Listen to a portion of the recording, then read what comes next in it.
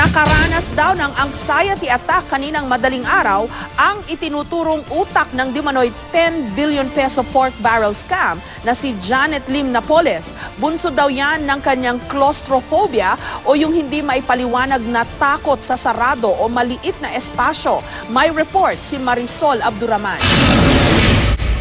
Pasado alas 6 ng umaga kahapon nang tuluyang mailipat sa kanyang detention cell sa Port Santo Domingo sa Laguna ang itinuturong utak ng umano'y 10 billion pesos pork barrel scam na si Janet Lim Napoles mula sa Makati City Jail.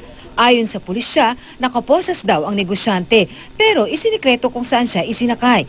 Sa videong ito, makikita ang detention facility ni Napoles. Walang masyadong laman maliban na lang sa mesa, refrigerator, silya at double-deck na kama.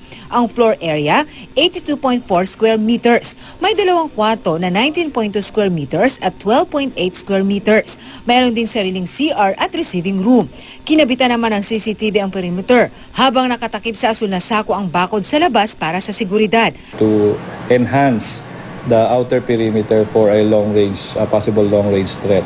Bagaman malayang nakakakilos sa loob si Napoles, nakaranas siya ng anxiety attack alas 3 kaninang madaling araw.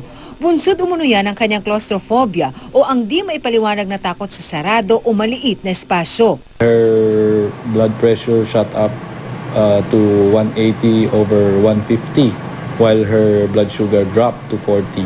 She was immediately attended to by the nurse on duty. Tumaas ang kanyang blood pressure, sabay bumagsak naman ang sugar level. Posible umanong nanibago si Napoles sa kanyang kapaligiran.